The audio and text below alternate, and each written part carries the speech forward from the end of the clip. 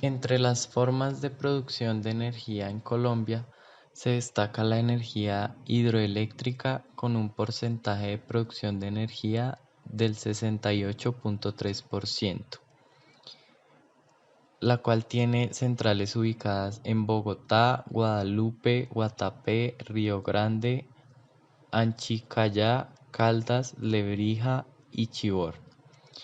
Después le sigue la energía térmica con un porcentaje de producción de energía del 30,7%, con centrales ubicadas en Barranquilla, La Guajira, Cartagena, Tazarejo, Palenque, Centro, Sierra, Yopal, Paipa, Zipa, Valle del Cauca y Cali. Luego sigue la energía eólica con un porcentaje de producción del 0,1%. Este tipo de energía tiene centrales ubicadas en La Guajira, Antioquia, Santander, Casanare, Urabá, Bolívar, Atlántico y Cesar. Y por último, la energía solar, la cual tiene centrales ubicadas en Bolívar, Antioquia, Santander, Valledupar y El Paso. Para producir la energía hidroeléctrica, primeramente el agua de un río es represada en un embalse. Luego, cuando hay lluvias, las compuertas del embalse se abren y dejan pasar el exceso de agua. El agua de la represa entra con gran presión hacia las turbinas. En el momento en que el agua pasa por las hélices, estas giran con gran velocidad y convierten la energía mecánica en energía eléctrica. La energía después es pasada por un transformador para que éste eleve su potencia y pueda ser transportada. En el caso de la generación de la energía hidroeléctrica, el generador eléctrico consta de un rotor o electroimán en movimiento encargado de producir un campo magnético y un estator o parte estática donde se encuentra la bobina en la que se induce o genera una corriente eléctrica. Para poner en movimiento el rotor es necesario impulsarlo por medio de un dispositivo especial acoplado a su eje. Este dispositivo a su vez puesto en movimiento de diversas maneras, como por ejemplo aprovechando las caídas del agua o por medio de vapor. Energía solar. Para producir este tipo de energía, como primer paso, se agrupan varias celdas en paneles y se sitúan en hileras conectadas entre sí para generar la mayor cantidad de electricidad posible. El primer paso es que la luz del sol sea recibida por las celdas fotovoltaicas. Allí interactúa la radiación solar y el material semiconductor de cada celda y se convierte esta energía en electricidad. Después de esto, toda esa energía en forma de corriente directa es llevada a un inversor. Este la convierte en corriente alterna de bajo voltaje. Una vez hecho esto, la energía se envía hacia una subestación que aumenta su voltaje para luego poder ser distribuida. Energía térmica. Para producir este tipo de energía, primero que todo se transporta el carbón almacenado a la central. Una vez el carbón está en la central, se pasa por un molino para dejarlo más fino y así aumentar la superficie de combustión del mismo. Una vez pulverizado el carbón, se inyecta a la caldera mezclado con aire caliente para su combustión. La caldera está formada por numerosos tubos por donde circula el agua, que es calentada por la combustión del carbón para generar vapor a alta temperatura. El agua es calentada por medio de calentadores. Al ser mayor la temperatura del agua, menor será la cantidad de calor necesaria para su vaporización.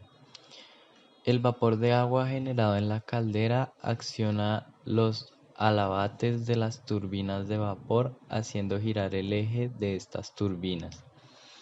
Después de accionar las turbinas, el vapor de agua se convierte en líquido en el condensador para posteriormente ser regresado a la caldera. El siguiente paso es que el eje de las turbinas de vapor mueve el rotor del generador eléctrico. En el generador, la energía mecánica es convertida en electricidad. En el generador, la energía mecánica es convertida en electricidad de media y baja tensión. Y por último, se utiliza un transformador con el objetivo de elevar la corriente y así poder transportarla. Energía eólica. Para producir este tipo de energía, primero hay que realizar un estudio del territorio para poder localizar los lugares con mejor influencia eólica.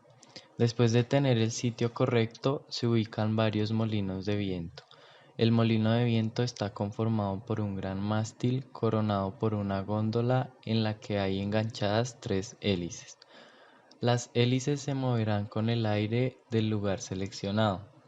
El viento tiene energía cinética, la cual al mover las hélices produce energía mecánica.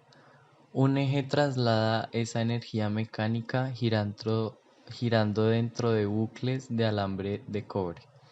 Estos son los que convierten finalmente, son los que lo convierten finalmente, estos son los que lo convierten finalmente en energía eléctrica. Esta electricidad a su vez es incrementada por un transformador más de 4 veces. Después de esto, la energía generada baja por unos cables hasta llegar al suelo, donde se encuentra con la energía generada por los demás molinos. Luego de este proceso, la energía llega a una subestación eléctrica donde se incrementa aún más su potencia. Y por último, la energía se distribuye a los usuarios para su consumo. Energía térmica. Para producir este tipo de energía, primero que todo se transporta el carbón almacenado a la central. Una vez el carbón está en la central, se pasa por un molino para dejarlo más frío, más fino. ¿Cómo se transporta la energía eléctrica? Las centrales de generación están ubicadas en sitios lejanos y la energía eléctrica generada debe ser transportada hasta los sitios de consumo, es decir, las casas, fábricas, alumbrados públicos o comercios. Subestación eléctrica. Para que la energía pueda empezar su recorrido por el país, es necesaria su conexión a un sitio especial llamado subestación, que contiene diferentes equipos entre los que se destaca el transformador.